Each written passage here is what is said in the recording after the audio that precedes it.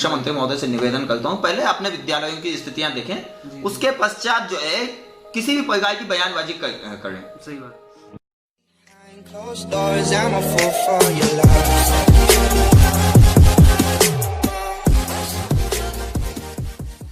जी, तो इतने सारे मुद्दे हैं, इतने शिक्षा के क्षेत्र में जब हम बड़ी बड़ी बातें करते हैं कि हमारे पहाड़ का बच्चा यहाँ पढ़ेगा वहाँ पढ़ेगा। आज की डेट में हम बात करें तो हम अजीत डोभाल जी हो गए, हम कई लोग विपिन रावत जी हो गए जो कि आज की डेट में हमारे कंबाइंड वो बन गए हैं, जनरल बन चुके हैं। तो हम इनके नाम पे हम गर्व करते हैं कि हम पहाड़ से, लेकिन जब शिक्षा की ये स्थिति देखें तो हमें मतलब सोचने की स्थिति है जी।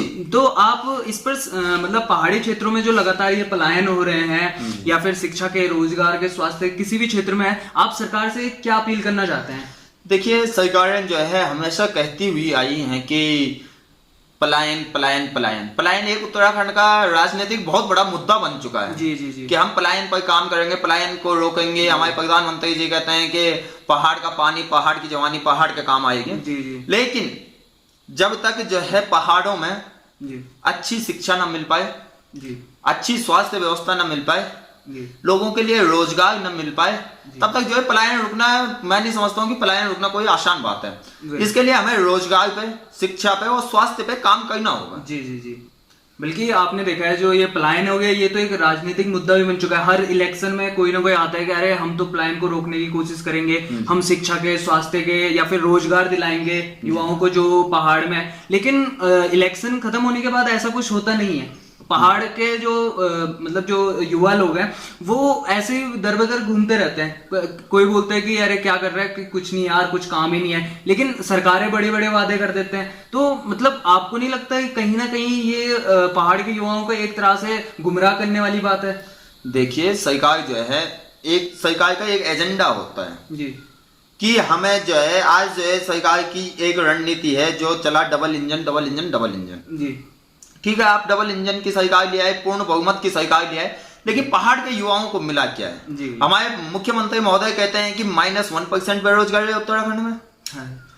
कोई पेपर निकाला आपने बड़ी मुश्किल जी, से, जी, जी, उसके जो है आप पेपर लीक करवा देते हैं, उसके पेपर लीक हो जाते हैं, आप जो है उस पर कोई कानूनी कार्रवाई नहीं कर पाते हैं। जी। जो युवा जो है एक लंबे समय से जो है उस पेपर की तैयारी कर रहा है, उस पेपर को जो है क्वालिफाई करने की कोशिश कर रहा है, वहां आप जो है खुलेआम धांधली करवा देते हैं। जी। धांधली होती है, उसके बाद जो है जब जो है जिन छात्रों ने एग्जाम दिए हैं वो जो है अपना प्रोटेस्ट करते हैं कि जो है हमें जो है इस पेपर को कैंसिल किया जाए और दोबारा से पेपर किया जाए। जी जी जी। जो कि जो है बिल्कुल ही जो है नकल से जो है वंचित हो या इस प्रकार से जो है पेपर लीक ना हो, जी, जी। पूर्ण एहतियात को बरतते हुए जो है पेपर करवाया जाए। आप उन पर मुकदमे लिख देते हैं, आप उन्हें जेल डाल देते हैं। जी जी तो ये तो पूर्ण रूप से सरासर जो है लोकतंत्र की हत्या की जा रही है। जी। जहां तक रही रोजगार की बात, सरकारें कहती हैं पहाड़ों में क्या रोजगार हो पाएगा। अरे पहाड़ों में अगर रोजगार नहीं होता, यदि आप कहते हैं पहाड़ों में कुछ नहीं हो सकता, बस आज हमें है कुछ कई गुजरने की जरूरत। जी। यदि आप चाहें तो ऐसी कौन सी चीज है जो हमारे पहाड़ में नहीं हो सकती? सही बात है। ठीक है, हम नहीं कहते कि फैक्ट्रियां खुल सकती हैं, क्योंकि यहाँ पे रॉ मटेरियल लाना भी आपको अन्य जगह से पड़ेगा, जिसका ट्रांसपोर्ट बहुत ज्यादा है और मार्केटिंग ट्रांसपोर्ट ज्यादा है। जी। आप यहाँ पे जो है एग्रीकल्चर में, हॉर्टिकल्चर में, अन्य कुक्कुट पालन या जो है मत्स्य पालन या डेयरी फार्म वगैरह, इस चीज में जो है अच्छा जो है व्यवसाय करवा सकते हैं, लेकिन प्रशिक्षण के बाद। आज के टाइम पे टेक्नोलॉजी है, टेक्नोलॉजी के हिसाब से जो है आप अच्छा रोजगार दे सकते हैं लोगों को। लेकिन आप जो है केवल अपने मनगढ़ंत बातों को लेके कभी कहते हैं कि सरकारी विद्यालयों में बच्चों को पढ़ाओ, अगर प्राइवेट विद्यालय में फीस देने के लिए जो है आपके पास पैसे नहीं, लेकिन आपसे जो है प्राइवेट विद्यालयों पर कंट्रोल नहीं किया जा सकता पा रहा। तो इस प्रकार की समस्याएं हैं। जी जी। ये अंत में यही कहना चाहता हूं मैं कि चलो आप तो इस मतलब इस मुद्दे में इस जो ये एक बीमारी समझ सकते हैं, एक जड़ बन चुकी है, ये बीमारी की जड़ जो धीरे धीरे फैल रही है, रोजगार, बेरोजगारी जो एक मुद्दा फैलता जा रहा है, आप इसमें काम कर रहे हैं। चलो अंत में मैं आपसे इतना कहना चाहता हूँ कि जो ये वैश्विक महामारी चल रही है, इसमें आप हमारी जनता को क्या संदेश देना चाहते हैं? क्या उनको सलाह देंगे कि किस तरह से रहिए, क्या कुछ? देखिए, जनता को जो है सबसे पहले जो है इसमें जो है हम एक चीज कहेंगे कि पब्लिक जो है, आज ये वैश्विक महामारी है, सबसे पहले तो माता रानी से कामना करता हूँ कि ये वैश्विक महामारी से सभी को जल्द निजात मिले। लेकिन इसमें हमें अपनी सावधानी सबसे पहले स्वयं बरतनी जी पड़ेगी। जी सरकार भी किसी को जो है घर पे नहीं आ पाएगी कि हाँ भाई जो है आप ऐसा करो ऐसा करो ऐसा करो, ये जो है हमें खुद जागरूक होना पड़ेगा, पहली बात। दूसरी बात, सरकार से भी थोड़ा जो है निवेदन करना चाहता हूँ। मैं परसों पढ़ रहा था कि सरकार ने जो है नया एक्ट लागू किया है कि जो सार्वजनिक स्थानों पर मास्क नहीं पहनेगा उस पर 5,000 रुपए जो है चालान काटा जाएगा। जी जी जी महोदय, मैं निवेदन करना चाहता हूँ कि चालान आप काटिए जी, बिना किसी रोक के जो है चालान काटिए और बेधड़क काटिए, जी जी, लेकिन जरा आप ये तो बता दीजिए कितने जो है संस्थानों में कितनी जगह जो है मास्क उपलब्ध हैं। आप कह रहे घर में बनाइए, जी ठीक है, आपकी अच्छी बात है, घर में बनाइए, लेकिन आपने अपनी जिम्मेदारियों से पल्ला झाड़ चुके हैं।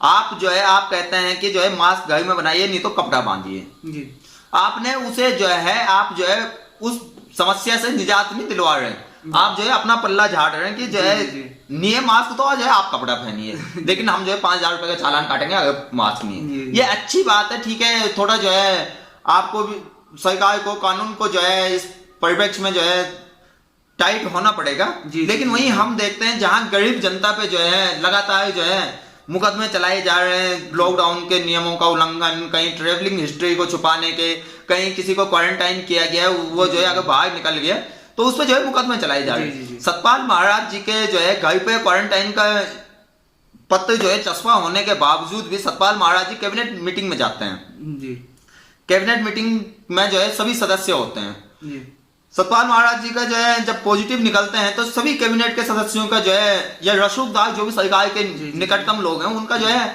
मेडिकल करवाया जाता है, उनकी कोरोना टेस्टिंग करवाई जाती है। लेकिन जिस आम जनता से जो है सतपाल महाराज जी के परिवार के लोग जी जी जी मिलते हैं उनके बारे में कोई शुद्ध नहीं, जी, उनकी कोई मेडिकल टेस्टिंग नहीं, उनकी कोई कोरोना टेस्टिंग नहीं।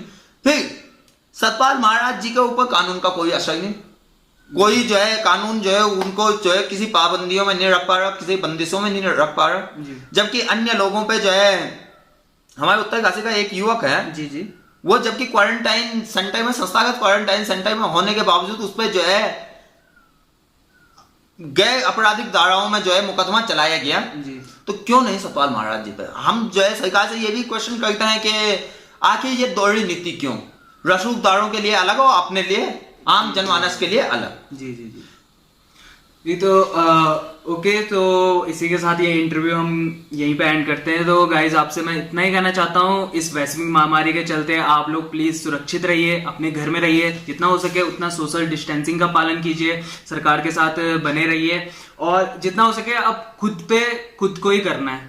अब हम किसी और के भरोसे नहीं बैठ सकते कि वो आएंगे हमें समझाएंगे। हम सब समझदार हैं, हम सब टीवी पे देख रहे हैं कि किस तरह से इतने सारे लोग मर रहे हैं। तो प्लीज गाइस, मैं आपसे लास्ट में यही कहना चाहता हूँ और नित्यानंद जी से यहीं पे विदा लेना चाहता हूँ, और इसी के साथ कहना चाहता हूँ कि प्लीज इस वैश्विक महामारी के चलते सुरक्षित रहिए, सतर्क रहिए और घर पे रहिए। धन्यवाद। नमस्कार, जय हिंद, जय भारत, जय उत्तराखंड, जय पहाड़। जी, ओके।